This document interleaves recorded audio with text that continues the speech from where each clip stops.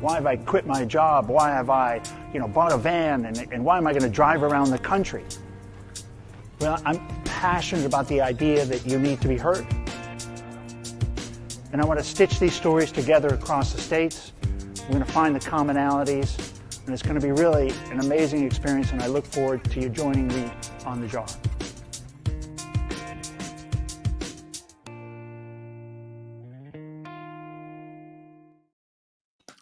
Good morning, everybody. Welcome to the Humanist Podcast. I'm your host, Ken Stearns, and a little video there of, kind of me pontificating about almost 3 years ago, what it would be like to travel around the country with a big jar of questions and rock up to people's houses, set up a couple of microphones and a camera in their living room and let them pull questions about life from a jar and to hear their stories. And I was able to do that across 96 cities, 300 something interviews. Really amazing.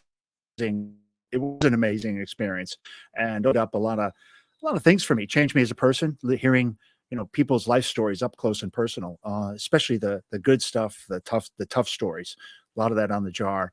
And so it led me a couple of different directions. And one of those was starting this podcast to find a little bit more about people, what does flourishing look like? What is really, as humans, finding that happiness in so many areas of our life, or contentment in so many areas of our life. And man, we often struggle with just the finding out who we are. Alan, my next guest, and I were just talking, and the struggle of being a human and sometimes having to lose everything or almost lose everything to find its value. And even in finding that value, you got to put a lot of work in.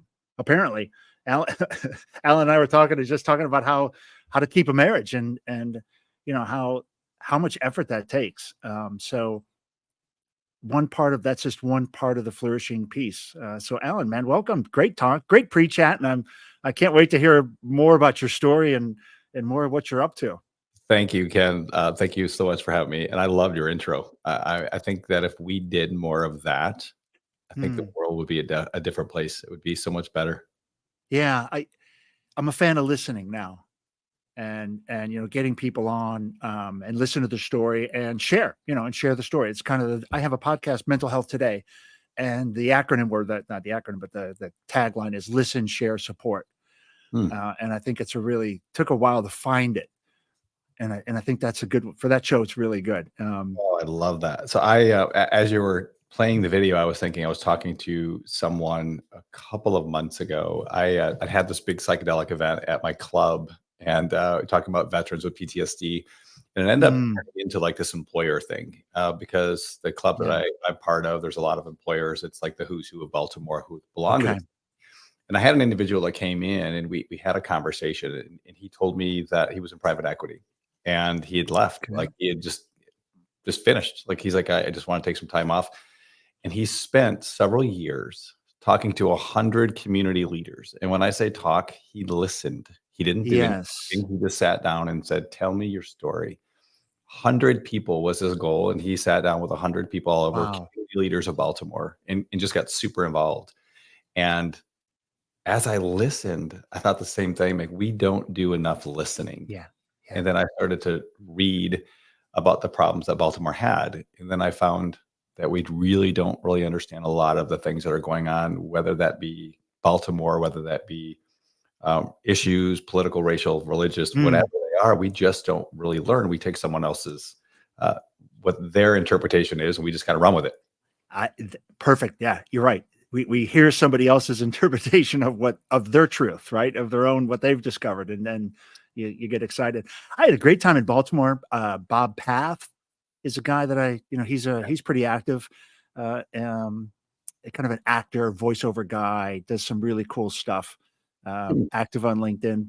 And then I cannot remember the one gentleman. I went to his home and it was wild. We had a couple of beers in his basement. He's home brewing, but it was good. He was telling me, I drove down the street and it looked like a very nice, pretty good neighborhood, inner city neighborhood and stuff. And I said, whoa, I drove through some rough parts of town to get here, like the Wire. I drove probably through the Wire area. And he said, no, you're in the hood. Tonight they're going to light the AK-47s up. So and it's funny because when you say Baltimore, people immediately think of the Wire. My wife actually was HR at the Baltimore Sun, where the Wire, David Simon, he actually worked there. So that's immediately what people think. I tell you, I mean, we lived in the city for 11 years, never Yeah. had an issue. The people were amazing. It's I, just one of those, I think, stigmas that's carried. But yeah. at the same time, though, I mean, Baltimore really is a trauma identified city. And Yes. talking to my friend, my colleague, I went back and I read. Now I love to research, I love to read, I love to write, and I went back and I discovered a lot of the problems of Baltimore the community brought on themselves, and we're just seeing it 100 years later. Yeah, it's rough. But I like I said, the guy was telling me I was in a bad part of neighborhood, and I'm like, I drove through just a rough, a low income area but no one was running around doing anything crazy. I'm in a big van. I mean, I stick out like a sore thumb everywhere I go with that van. Van is incredible. Yeah, it was ginormous van, and so, but I traveled all around the country.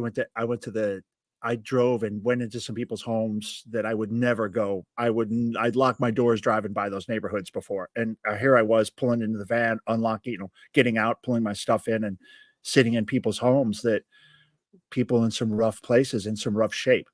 But I never had a bad experience with a person anywhere I went. I think Yeah. it's that CNN syndrome of hyper focus on one thing, even though the city's giant.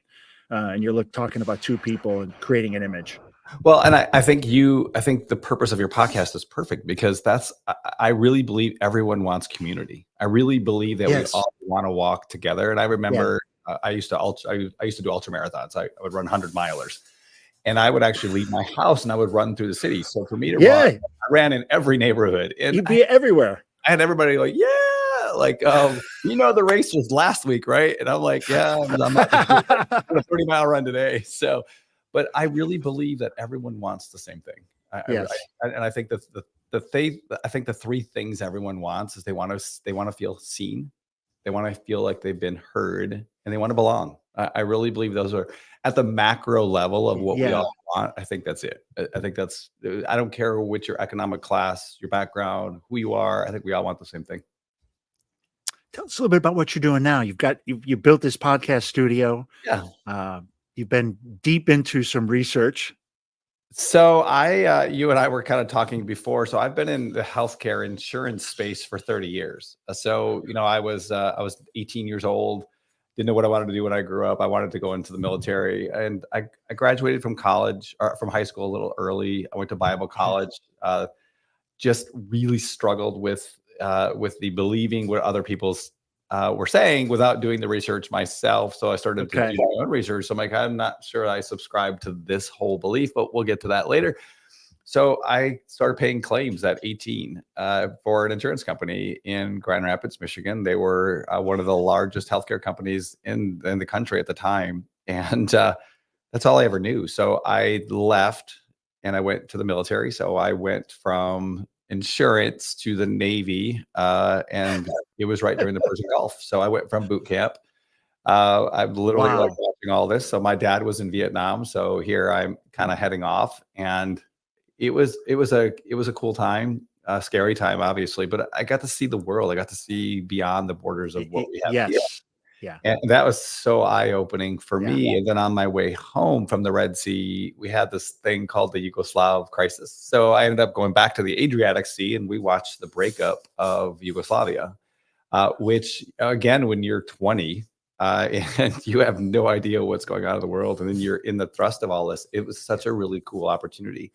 So I got out, and after 4 years, I got out. I went to college. I really missed the Navy, so I went back in the reserves for 8 years while I was working for an insurance company. So I met my college sweetheart senior year of college. The day I asked her to come to my fraternity house, she never left. So the longest that my wife and I have ever been apart in 27 years this year is 6 weeks.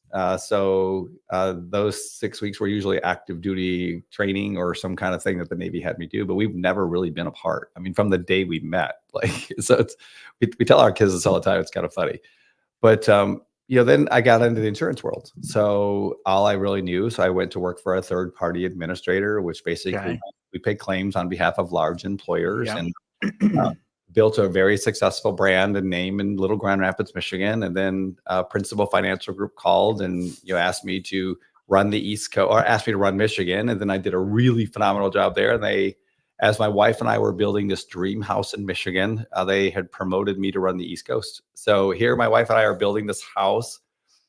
And then this opportunity. Now, the second Gulf War is getting ready to happen. I remember it being in 9/11, and I remember where I was. I was in the car. I was still in the military. So there was a very high probability that I was going to go back. I didn't really want to.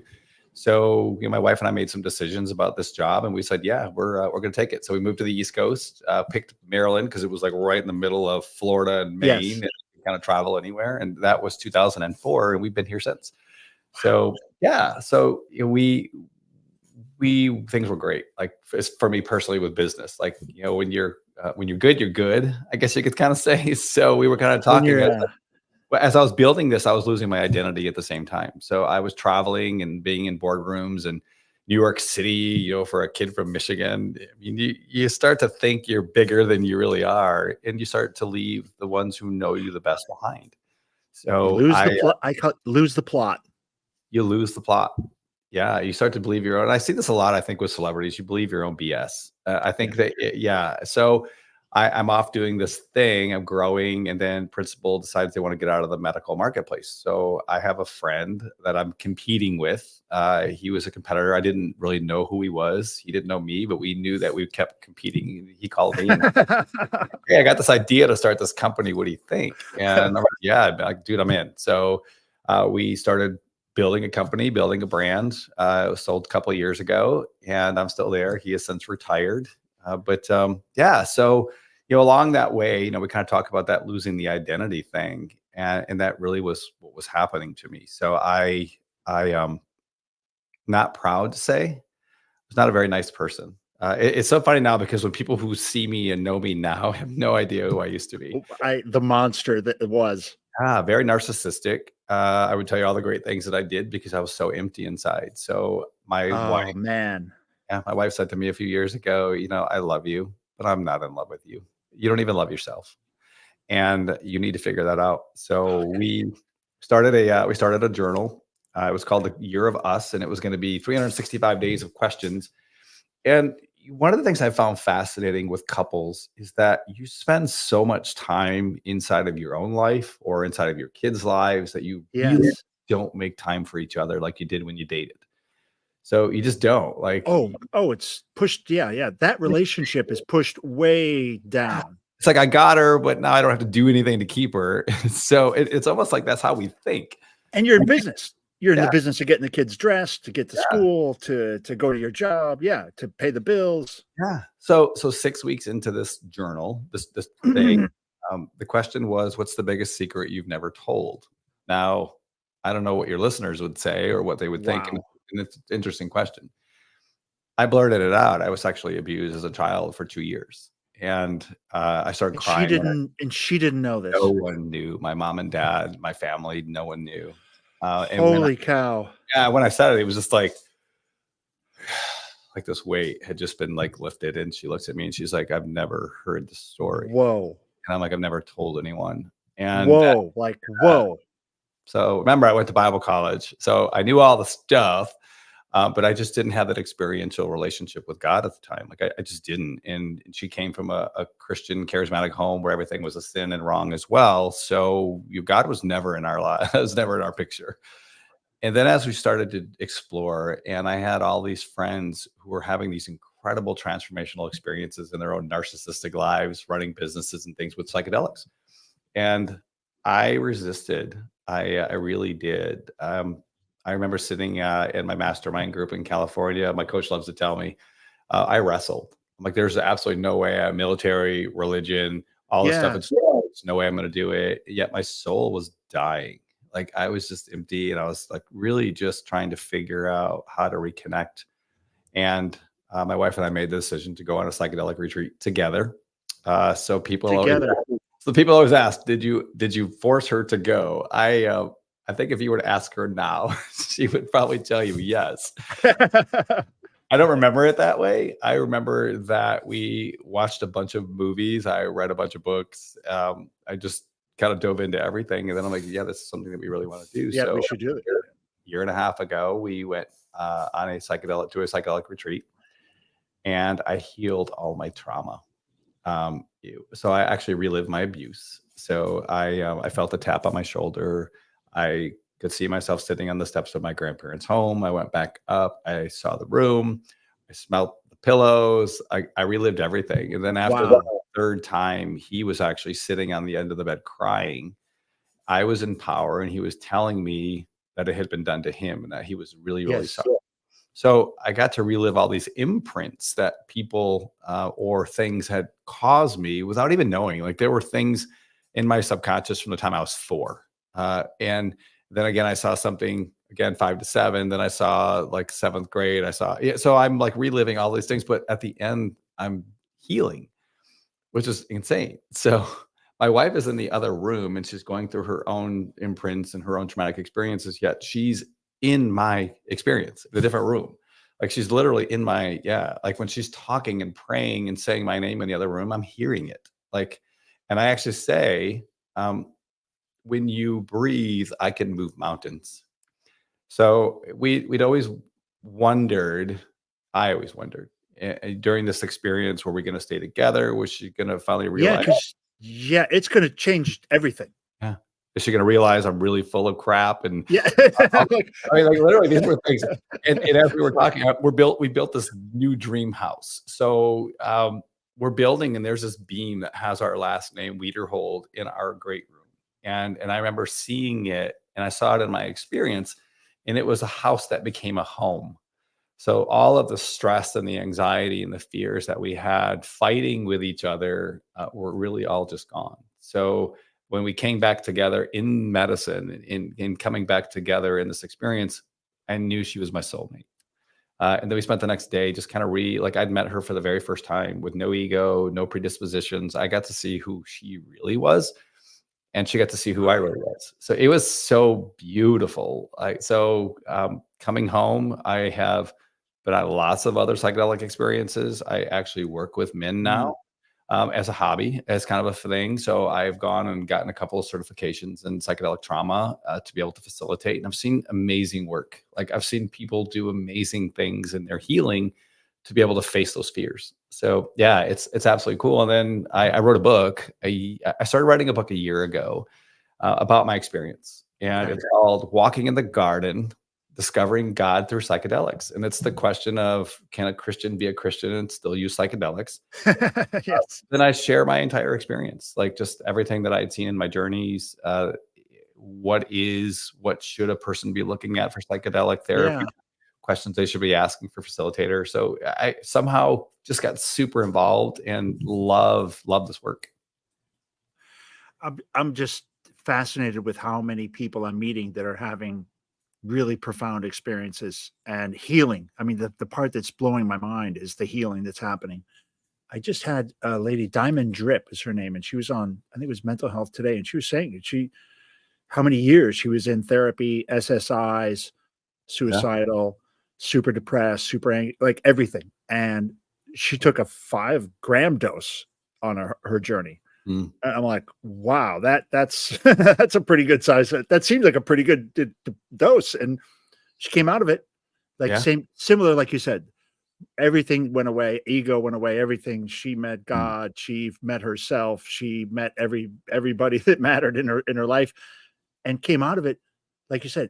I mean, like night and day, healed. It's like 10 years of therapy in 3 hours. I think that's kind of what she said. She said, I've been in 10 years of therapy. I got nowhere except different drugs. And she's off drugs. Yeah, denial. I was complete denial that I had anything wrong with me. Like, why would I be, I have all this stuff. So like, why would I be at fault? Yeah, I have a nice house. Like, So here's the crazy thing, Ken. So I'm driving down the road. I'm 6 weeks after this experience. Okay. And I hear this voice in my car as loud as possible. And God is telling me, you know what you need to do. And I'm like, not doing that. And he's like, you know what you need to do. And I feel this thing in my heart. I'm like, you need to call your abuser and forgive him. And I'm like, there is no flipping way of doing that. Like, what is that? Is that the message? 6 weeks later, from my experience, I that night found him. I have this conversation and I argue with God a lot. Yeah, I say no, and then finally he's like, we both are going to do it. So let's just cut out all the resistance and let's just go. So yeah, so I said, I don't know where he's at, and God's kind of like, really, like, Facebook. So I found him. Yeah, I love it. God's I, like, have you heard of Facebook? yeah. So I was like, you know how to find him, and I'm like, yeah, all right, I know how to find him. I'm sure he's on Facebook. So 6 weeks later, from my experience, I'm on the phone with him, forgiving him. Yeah. And he told me that it had happened to him. And I told him that I already knew because he'd already told me in my journey. Yeah. So I got off the phone and I'm like, I can pretty much do anything. How did that feel? Like, I Okay. mean, calling the guy, like, and he I, picks up. I wasn't afraid. Because I'd already healed it. You'd already talked to him. I'd already Yeah. been in power. I had this conversation. Now we're just doing Yeah. it in this dimension instead of another one. But Yeah, actually, that's what. it went exactly as like I had seen it. He deflected initially, and I said, "This isn't about you. This is about me telling you I'm okay. Like, I'm finally okay, and that I forgive you. And I don't know who you are, where you are. I don't know what your situation. I don't care. I just want you to know that I'm going to be okay." And then he told me that it happened to him. So, and I told him I knew because he'd already told me. Yeah. So I got off the phone and I'm like, okay. I wonder if it healed him. Yeah, it's interesting because I talked to another individual, a friend, and as we were kind of getting to know each other, he was telling me that when he was young, it had happened to him, but he had did it to someone else as well. Not intentionally. They were just like young kids, and I think he lived with this guilt, and he apologized to me. It was the first time anyone had actually said, "I'm sorry for that happening to you." So it was almost like he was telling me that, and it was like that. So our bond was like super close as a result, because at that time, I'd never heard anyone actually saying, "I'm really sorry that happened. I'm sorry." It was almost as if, "I'm sorry I did that to you." So, Yes. Yeah. For him, it was. yeah. So it was a really cool experience. How about this is interesting. So you went to Bible, you went to a Bible college. Yes. You're in there and you're hearing the stories and it's not resonating, Yep. but you write a book about finding God through psilocybin. So Yeah. did God show up in the experience or after, or Actually, totally, it showed up in the experience. So there's so many things that had happened in this 3.5 hours. And again, I've been on 7, 8 other experiences with lots of other different kinds. So it's not just, I've done pretty much everything. And each of them are unique and they all bring a different sense of awareness, but God is always in the middle of all of it. It's almost like, and I called the book Walking in the Garden because I started the story of my wife and I. Well, at the end of our experience, she and I are walking in a garden with God, naked and unafraid, with no ego. And it was just beautiful. And it's really been that way since we've been home 1.5 years. Our marriage is incredible.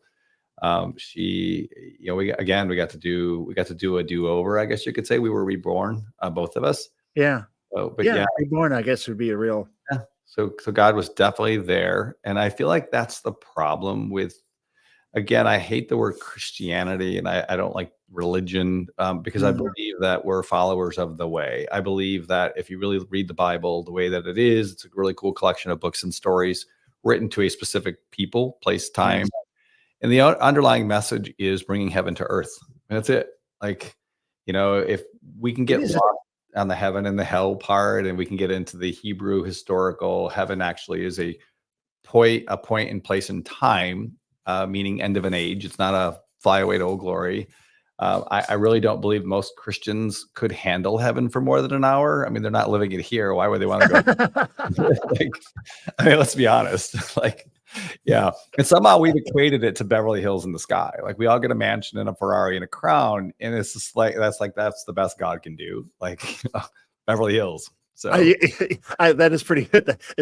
That's how good it gets that good, Alan. Yeah. I mean, that's it. Like, it gets that good. The McDonald's are all double lane drive-throughs. You don't have to wait. Any wait. Exactly. We're gonna sing and have this incredible feast table for like an hour, and then it's like, then what? So So I really believe that we're to create heaven here on earth. And I believe it's what you're doing now with this podcast and with the jar and the conversation we're having about being in the city. And it's that. This is peak humanity for me, is just listening, sharing stories and talking to people. And especially, I think stories like yourself where you're vulnerable, and in the vulnerability, you healed yourself. And you're going to help others. Like, imagine the people you're going to touch to give the like somebody like yourself. If you had heard you talking, you would, it helps you say yes. Yeah. I mean, the beautiful thing is, like, so I think there's a lot of misconception out there too, that the medicine, because we're seeing a lot in the FDA clinical trials and things. I think that people think the medicine is what heals them. It's not. It's the door and the tool that opens you up to be able to heal yourself. Actually, yeah. And that's where I think, with having a really good facilitator, having really good talk therapy after, to be able to integrate what you've learned, because it's one thing. And I talked to a lot of people. Well, I did that in the college. Well, yeah, you went on a really cool bus ride trip. You didn't really do anything with it. There's no integration afterwards. So if you really take the tools of what your soul was telling you, you can transform your life. You really can. Yeah, I do agree. I psilocybin as a kid, going to Grateful Dead concerts, that's a different intention. You're going for fun and, excitement and dancing and show and lights, but there's no intention really behind it as far as healing. And I think if you are taking the medicine with the purpose of self introspection and growth and kind of getting rid of the ego and really looking at yourself, like, are you ready for that? Yeah. I mean, it's creating the intention. So a lot of the people that I work with, we'll spend 6 to 8 weeks just talking about what is the intention. So we have a list of questions we kind of go through that we journal every day on the same question for a week, like, so that you really get a good understanding of, why am I doing this? Like, why am I putting myself into this state? So when you go in, you're really clear. Yeah. So was your intention the same as what you saw, what was presented to you? I think with medicine, you get the journey that you want, not necessarily, or you get the journey that you need. Yeah, that's what I was wondering. All that intention, because let's face it, when it all starts to hit you, Mike Tyson. Yeah, it's all good. I love that. So yeah, everybody has a plan till the 3.5 grams hits your head, and then the plan goes out the window. But I do think, because the overall intention isn't so specific, I believe that you still get, and I think that's the difference between, you hear people say bad trip or good trip. So I really don't believe there is a bad trip. I believe that there is resistance that your ego has on things that may not be comfortable. And if you go through the door, I agree a lot. There is no, you're right. The bad trip is really you fighting the medicine and fighting what you're being shown. Yeah. I mean, I remember, like, again, sitting on the steps and feeling the tap, and I record my transcript. So I actually record my experiences. So I go back and listen to them, and then I actually type them all out. I mean, I felt the tap and said no. Like, I was heaving. I did not want to go. I was afraid. But then I've had other experiences. Like, so my very next one, I had this incredible healing, and now I'm like stuck. Like, you're not fighting anything anymore. Then you've never had this experience of what freedom is. So I go on another experience, try to figure that out. And I'm standing on a road, and it was the same road that I actually found my heart. So my first experience, my heart was laying on a dirt road. I pick it up and it blossoms into clover. And I actually say, there's my heart. I haven't seen you in a very long time. So now, a month and a half later, I'm on a same dirt road, and now my bags of all my trauma were in the back, and I kept looking back. God kept saying, why do you keep looking back? You left them there. Now just move forward. And then part of me was like, well, I never got to grieve and never got to say goodbye. And it was almost as if God was saying, all right, let's have a funeral. So the next thing I know, I'm literally laying in a casket. My whole family is there, and everyone's excited and happy. And we get crazy stuff. So I get lowered to the ground, lights on fire, and then God's like, okay, let the dead bury their dead. Time to move forward. And it was like, all right, well, let the dead bury the dead. Yeah, let's write a book about it. So yeah, so the book, it took me a year of putting it down and picking it back up, and because you pour your heart into something, and Yes. like, man, is this going to resonate? I'm exposing Is myself it? to the Yeah. world. So I set it down, and then like I got to get it out. Like I got to get my story out. I got to let people know that there are ways to be able to heal that are not SSRIs and just psychedelic or just psychotherapy on its Yeah. own. So Yeah. not saying it's for everyone. I'm just saying that there are other ways. So Well, and it's it's plant medicine. I think the first, I think it's powerful when you realize it's here. yeah, It's nature. And it's not accidental. Like nothing's accidental on earth, right? Everything is here is intentional. This is the most intentional place, that I could imagine. And I think if you realize how it's laid out for us, this is a path. and I think that's it. I think that we get so stuck in our own thought processes. I posted yesterday on LinkedIn. Have you ever had that feeling of being stuck in a rut? There's a Yes. Yeah. reason for that, because neuroplasticity, you're going down the same ski slope every day. And if that ski slope is negative talk or self-doubts and Yeah. fears and anxiety, that's exactly what's going to happen. So what this does is it recreates the opportunity to almost fresh fallen snow on your brain to create new Yeah. neural pathways. So, and it was funny that you said about the ground. So my wife and I are in Arizona, kind of contemplating this whole psychedelic experience thing. And I talked about some friends that had already gone. Well, my concierge doctor in Arizona, we're sitting down at breakfast, and he's like, bro, what's your problem? He's like, I give you stuff from a lab. I don't even know where it comes from. This is the stuff God created in the ground. And you have a problem with that? And I remember sitting there, I'm like, I got nothing. I got no argument to that. So I'm like, Right. yeah. So it took my doctor to actually reframe my brain. It's good. It's like how can you hate this? It's literally from God. It's coming out of the earth, and it's every plant has got some purpose, some intention, Isn't it and we beautiful? just don't know, or we miss it somehow. Well, and I think that's it. I think we get so stuck. So, and I always go back to Moses and the Exodus for anybody. Again, I don't care if you're Christian, religion, whatever, but there's a story where Moses is out walking sheep and goats, and I mean he's a shepherd, and God says, "Take off your shoes. You're on holy ground." Well, was the ground just holy? Did it just literally become holy, or was it Yeah. holy the whole time, and God's now pointing it out? So ground was always holy. It didn't just become. So everything that's around us is there. Everything is spiritual. And that's what I love about that story, or indigenous tribes who honor God through creation or through plant medicine or through their Right. rituals. So it's all around us. Creation is all around us if we just choose to look. If you choose to look, this is it. And it's also to a little bit of that stripping the ego away. Yeah. Like our narcissistic kind of tendencies over time, and you don't need this stuff. You don't look at it. Yeah. You it doesn't matter in my world, in my head. Yeah. What are you working on now? What's next? You got the, I mean, because you're not a or what you can share. You're not a sit down kind of guy, and you've had a couple of transformations. Yeah. You've So gone right into now, the lab, brought the book. So yeah. now I have a feeling there's something else happening. So there's always something happening. So right now I'm actually creating another company called Numa Health, where I created a neuro supplement for brain health. So a lot Yeah.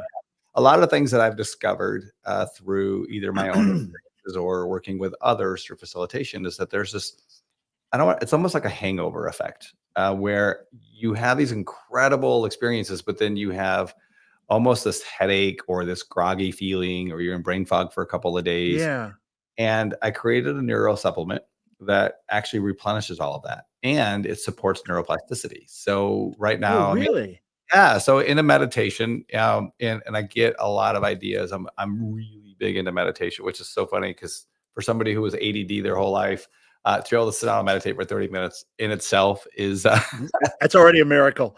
it's fascinating. So I actually see this in a meditation that it's in my pantry of my house, and I walk out and I'm like, I can do this. So then I'm like talking to my wife. I'm like, okay, what do we call this thing? And She's like, why don't you call it Numa? Because Numa means soul.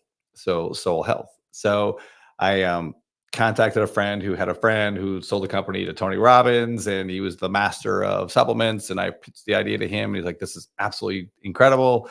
And yeah, so I have been literally in the lab creating this. So I have 2 flavors. I have tropical tangerine and lemon lime. And we are right now, we're getting ready to go into production. So I'm doing an equity raise in the next couple of weeks. So hired a CFO, have a whole team around me.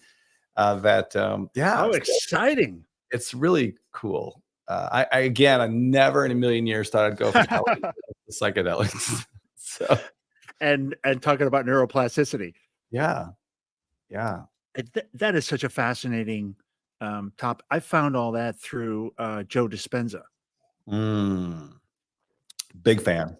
Yeah, I've become a big fan. And I've been doing one meditation that I've got on, I don't know, it's on YouTube Music or something. But it's this love, self-love and loving others, bringing your heart into their heart or their hearts into your heart. And then you put your heart in their heart and, just one big loving heart. And it's just, he's such a great, that guided meditation, 15 minutes. So, Powerful. What's crazy about that, though, when you live that, like when you truly live that. So I was in a meditation. I think I shared this LinkedIn post yesterday. So I was meditating a couple of weeks ago, and I have a lot of followers on LinkedIn. I'm really involved. Love it. They all went from healthcare to psychedelics, even though I'm still in LSD. You're dragging everybody with you. At my company, I'm like, I'm shouting it from the rooftops. Well, I'm meditating and I get this message that there's going to be someone who's going to be reaching out to me through LinkedIn, and I was supposed to take the invitation. So I'm literally so I talk about my deck a lot because I have this incredibly beautiful, we talked about this house, I have deer and foxes and raspberries, and it's just it's incredible. So I sit out there and I meditate in the sun, and I open up my eyes and I get this in-mail from LinkedIn and somebody's following me. He's a neuroscientist. And I'm like, wow. All right, that's interesting. So I'm getting ready to respond. I walk into my bathroom. My wife is standing there, and I'm typing out a message. And I said, I don't know who you are, but I just got done meditating. I was told that you're going to be coming to meet me, and then I'll take the invitation. And I'm super excited to find out why. My wife is like, "Are you literally going to send that?" I'm like, "I'm just doing what I'm told now." I'm the crazy guy now. Yeah, so I'm not in charge anymore, honey. So I sent the message, and we had the most incredible conversation. He knows who he is. He fundamentally changed so much about how I think about just giving into that intuition. So we talked one day. He is doing some incredible stuff in neuroscience and psychedelics. He is just an amazing guy. And I shared a LinkedIn post last night. He wrote a couple of academic papers, and I reshared them, and he shared them with me. But we had just the most incredible conversation about near-death experiences and DMT and how the body actually releases it at death.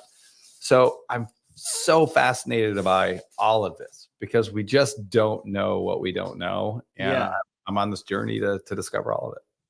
Wait a minute. We release DMT. That's the drug we produce. Your brain emits DMT. Yeah. So which simulates a near-death experience.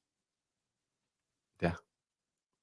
So when you hear people say, I went on a DMT experience, and they call it the spirit molecule. Because your near-death experience to some degree. And so I was sharing with him last night. I'm like, I'm getting ready to kind of wean off coffee and all of a sudden I'm doing a DMT experience at the end of the month, just for myself, just to kind of get clear on some things. But so super excited about it. Yeah, that's a drug that is of interest to me because the shortness of it and I guess the intensity of it's quite high. Correct.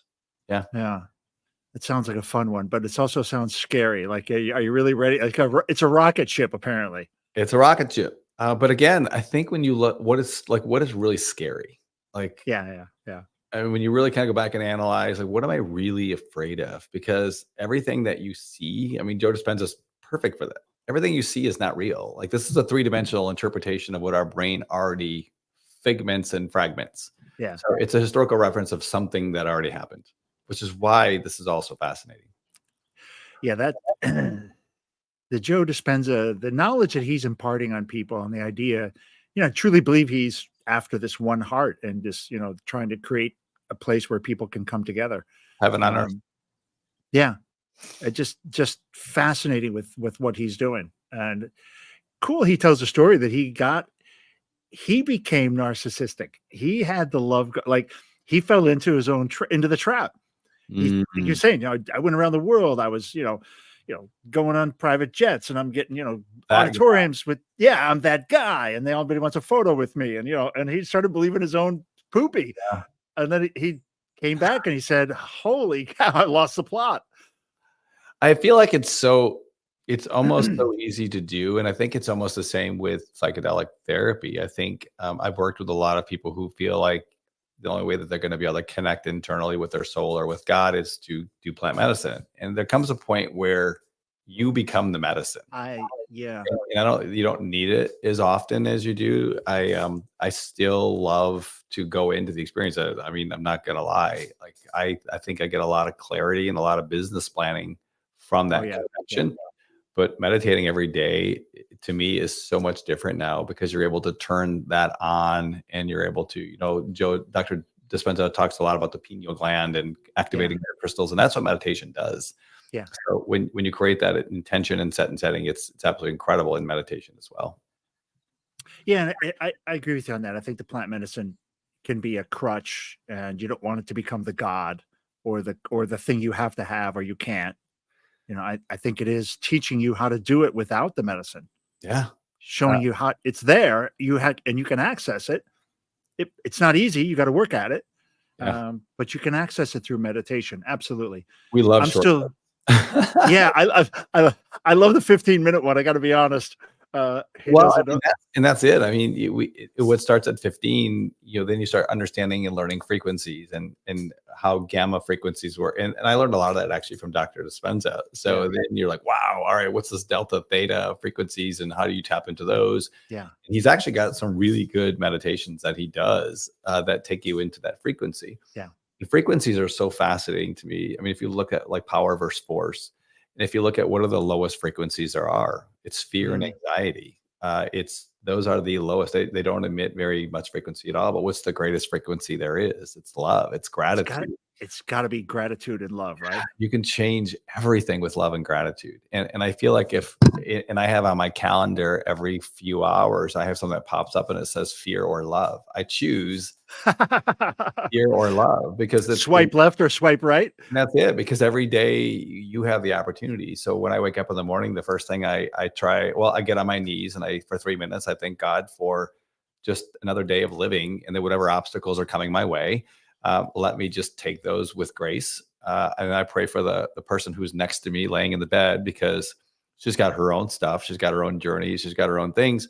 But then I pray for my kids because my kids are leaving. And I tell my kids this all the time. So I have an 8-year-old next week, a 10-year-old, and I have an incredible son who's 33. Like, they all leave home. It's going to be her and I alone. So I'm like, you guys came into our lives. I'm picking mom over you any day. Sorry. Sorry, not sorry. But I pray for them next. But then it's that first 3 minutes of how I set my day with intention, with that gratitude. God. And it is. I really believe that love is the greatest of all frequencies. Swipe right. I don't know. I don't even know which one's the right way to go, but I don't either. Whatever that one is, choose the love. Yes. Yeah. Don't choose the fear. Don't choose the anxiety or the hate, anger. And they both come from ego. They both come from a feeling of worth. So whether you're fear, anxiety, it's still ego. You're focusing so much on your problems that it's still ego. And if you think about it, it's self-based. It's self-based. Yeah, and love is not love. Yeah. The love part. I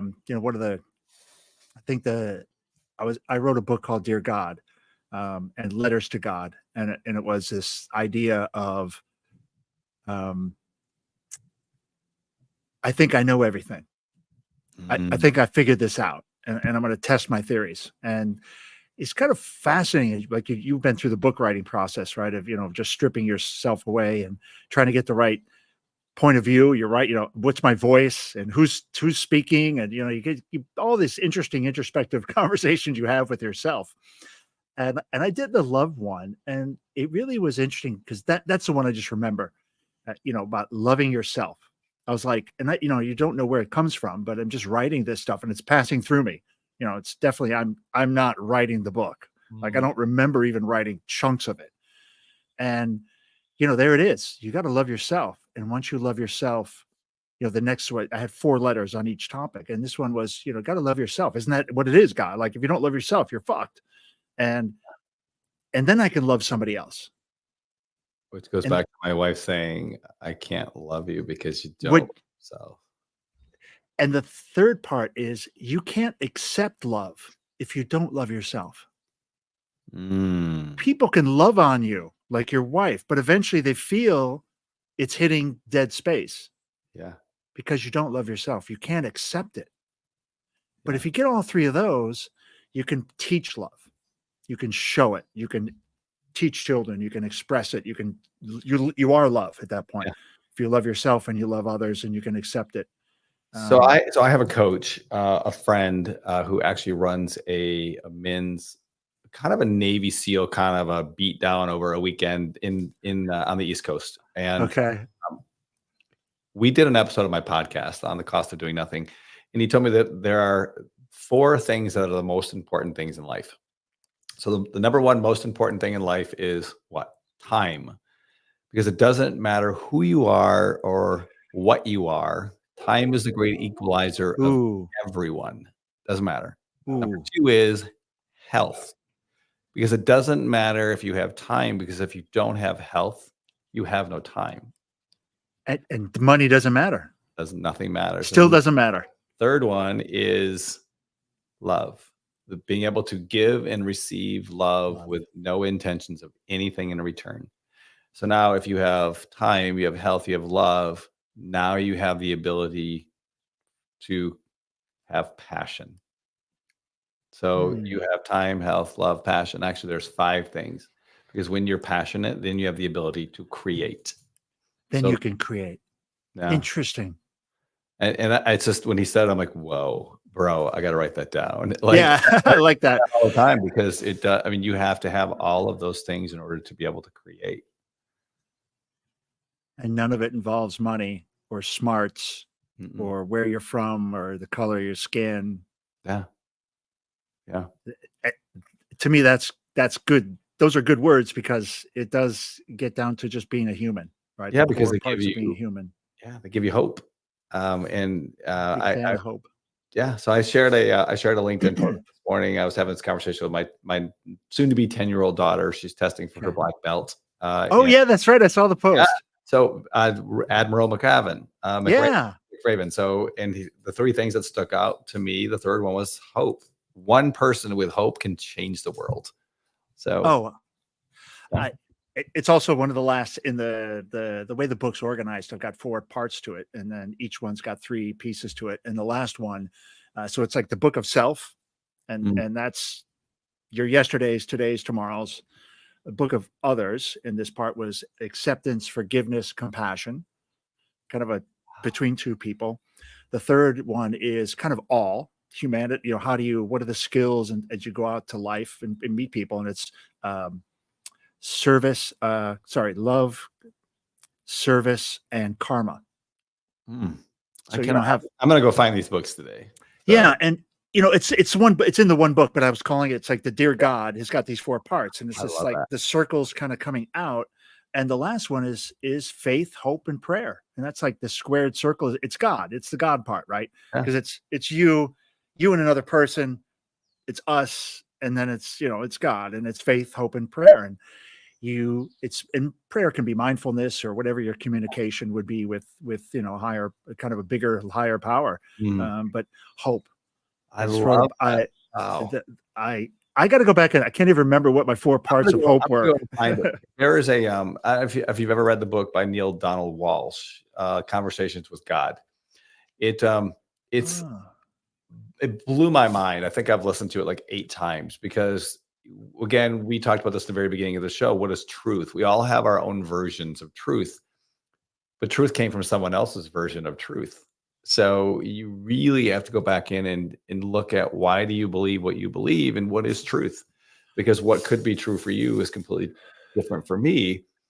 Oh Again, yeah. there are moral truths, but if you go back in time far enough, what we think is wrong today is probably not wrong back in those days, or what they consider wrong back in those days, we don't. Now, again, I'm not saying, nihilism or anarchy or everybody do their own thing, but you have to investigate why you believe what you Yeah. believe. And Conversations with God is one of those books where it's just like you finish it, and I again invite, and it sounds like it's a lot like your book. He Yeah. just started having a conversation with God, and he just started writing, and it flows. And I have the same conversations when I journal. Like, I journal in the morning, It's journaling is great, right? and this is like, God is just like, and I'm like, no, I don't want to do that. And it's like, so can we just say again? Can we just stop with the no? I don't want to do this. So, because we all know you're going to do it anyway. So. I mean, the synchronicities, the little breadcrumbs that we get, if you're attuned, and it sounds like you'd be, you're pretty well plugged in, but it is kind of funny, the stuff that happens when you're aware and conscious of it and walking around.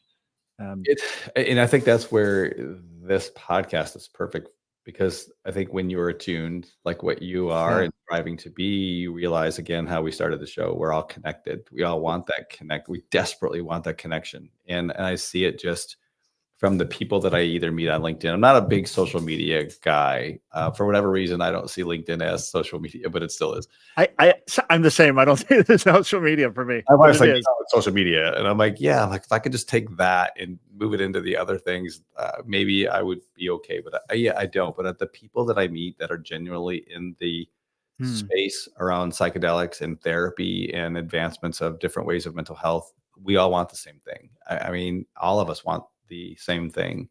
And I remember sitting in a networking meeting about a month ago with all these people I'd never met before, and the person who hosted the meeting says, "I'd like for everybody to go into a breakout. And the very first thing I'd like to say is, what can I do to help you support your vision?" No one talks like that. Like, Yeah, that is, yeah. so I love meeting people now and saying, what can I do to help? What is your vision? This, What can I do yeah. to help support that? I just talk about the connections and the synchronicities of life. Just a fun story I want to share. Uh, I took my questions from the jar. So in the book, I took the Dear God book and I made 400 questions, 444 questions from the book. And that's what I used for the jar podcast. So these are kind of heavy life questions around your past, your present, hope, faith, and all these great, heavy topics. And one of the coolest, most creative things I've ever done in my life was creating my business card. It's a Hmm. really high quality plastic, thick, got great, the colors, all that stuff looks great. But the best part is I put a question on the front of the card from the show. Huh. And so each business card is a different card. There's 444 versions of the card. And so I carry around with me a chunk of them everywhere I go. And I tried to engage people when I can, like any waitress that I deal with, or a bartender. I fan these out and I say, how about a question of the day? And so it's just amazing. I've had some incredible experiences, and this is one of them. So I was with a friend. We're in Florida. It's a couple of weeks ago, and we're going to a concert at the wharf down in Pensacola, or in Orange Beach, the Redneck Riviera, and we're walking around and just crowded. And this guy comes up to my friend. It's a guy and a girl, and he stops him and he goes, "You look like John Belushi when he was 16 in high school." And it's just this random guy pops up out of nowhere, and they kind of know each other, but they don't know each other. It's a strange moment. Huh. And the wife is there, and we all have kind of this giggle, and it's a little intense. And then we just kind of laugh and walk away. I was like, okay, that was a little strange. That was weird. Didn't think anything of it. We walk around for another 20 minutes, and we come smack dab at him again. Like, boing, we come around a corner, and we're like, all four of us went, whoa. Like the Matrix. Energy was too strong. So I'm like, question today. This is for sure. This is a sign we're supposed to interact. So I pull the cards out. I give them both a question. the girl gets very serious. Like it goes from like, we're going 100 miles an hour, giggle stupid, to straight, standing still, stop. And she looks at him, she reads the question. What are you grateful for? Mm. And she looks at him and she goes, no, seriously, I never tell you this. I'm really grateful for everything you do for me. You are my rock. And she starts tearing up. Like, I know, seriously, I never tell you this. I have to tell you now. I love you. I'm so grateful for everything you do. And I just want you to know that. And I'm a bitch sometimes. And I'm just watching it going, whoa, like this is a moment. Like they're having a moment. And he's looking at her and he's already like tearing up. And it's like, what is happening? And there's people just walking around us. The whole street scene is happening. We're having this bubble. He gets his question and he said, and it's, what's something you need to forgive, or it's a forgiveness question. Wow. And he is holding this card, Alan, like this, and he's trying to give it back to me. And it's heavy. He's almost like this. He's falling down. He can't hold it. And I'm like, no, that's not the way it works. The card you pick is your card. My experience is everybody gets the question they're supposed to get. And today or tomorrow, but it'll hit you. And these two was like double knockout. He couldn't say, he basically was like, yeah, I got something. And, and that was, and we left them there. And my buddy was just like, that's crazy. And I'm like, I've been doing this for 2 years. This is how it happens. Isn't that crazy? It's not me. I'm just working. It's somebody's working through me. I'm supposed to pull these cards out. And then the 2 cards they get. Oh, that's so incredibly beautiful. I mean, I was just thinking as you were saying that, I was talking to someone on my podcast a year ago, and we were talking, and somehow we got into the conversation of suicide. And I in my early years of marriage, and my wife really didn't even know, I thought about suicide. Things were just like really like empty and bad. And you had a lot in your head. He was telling me the same story. He's like, they were building a company, and he had kissed his wife goodbye and said, I love you. He had every intentions of killing himself that day, and he never told her. So we're on this podcast and we're having this conversation, and he just blurts it out. And I'm like, I pause. I'm like, do you want to keep going? Because and he's like, yes. So he and I kept the conversation going. He called me on Sunday. My podcast releases on Thursday. He called me the following Sunday crying.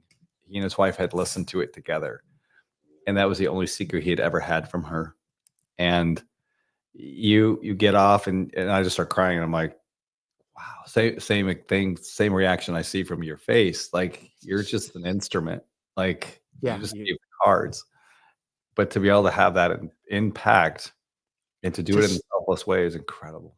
To see it and to be part of, it's almost like I'm just part of it. I'm not actually there. Like, I'm watching it happen sometimes. That's so cool.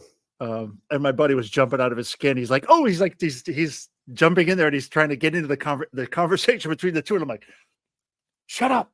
This is where you shut up. I think that's where you learn with ego. Right. Shut your mouth. Just let them. They're doing. It's happening. Shut it. It's so funny. And later he was like, "Oh man, my bad. I got so excited." I was like, it happens. Don't believe me. I was that idiot too. Well, I think that's what happens in the early days. You get so excited that you think you need to open your mouth too, and sometimes just keep your mouth shut. Yeah. How about any thoughts on to leave the audience with, and make sure how they find you? I hate that I've asked you at the end, but how they get your book, how they find your book, and how they find my you. Book is on Amazon, so it's called Walking in the Garden: Discovering God Through Psychedelics. As I was writing it, I actually sat down with a pastor friend of mine of my church, and he very lovingly said, wow, it's a very controversial topic. And it's been great. I mean, I've had a lot of really positive reviews. It is something that I wrote from my heart. So it, everything that you'd want to know about psychedelics, what are they? My personal experiences are woven in those. You can find me on LinkedIn. So Alan Wiederhold, very, very active. And the website is www.neuma.health, Neuma.health. We will be in production of Pneuma Hydrate will be in production in the next couple of weeks, and we should have it ready sometime in the end of August, beginning of September. And I'm speaking at SciCon Denver. I'm speaking at Zenith Health Expo. So yeah, I'm kind of going to be around. I love it, Alan, man. I'm just, I'm super lucky to have met you and, randomly ask you to, I think I was saying, just randomly ask you to come on the show. And probably because you're on LinkedIn and we probably share a few connections. And thank you. This has been absolutely incredible time together. I feel like I've known you forever, which is same feeling. I feel like I'm a brother already, like we're brothers or something. Thanks. I really appreciate it. Thank you, everybody, for listening and supporting, the Humanist Show and especially to Mental Health Today. Both kind of they're doing their own things in their own vertical space, but really it is about listening and uplifting people's stories because there's so much good stuff happening right now on this earth, right? Ignore all the other junk and the noise. I think we are just humans trying to get through this day together. And I think if you reach out, as I kind of say, if you reach out in a dark room, if you're in a dark space and you put your hands out and spread your fingers out, you're going to, guess what? You find out you're not alone. I love that. There's somebody else out there. And I think, Alan, you've walked that journey, bro. I can tell you what, I love it. Wow. What a story. What a journey. And that stuff of sitting on the bed and the power shift, that part of the story really hit me. So beautiful. Thank you. I appreciate it. So beautiful. It's been an incredible journey, and the journey is just beginning. All righty. Hang on we'll see another intentional guide in my next video. Just hang around for 30 seconds. I'll see you on the other side.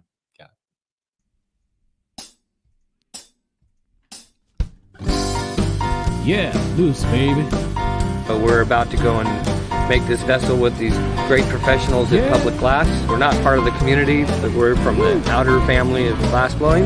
Yeah, we're gonna go make a magical giant jar with optic lenses so that if you turn it, it changes all the time. So if you change the way you look at things, the things you look at change.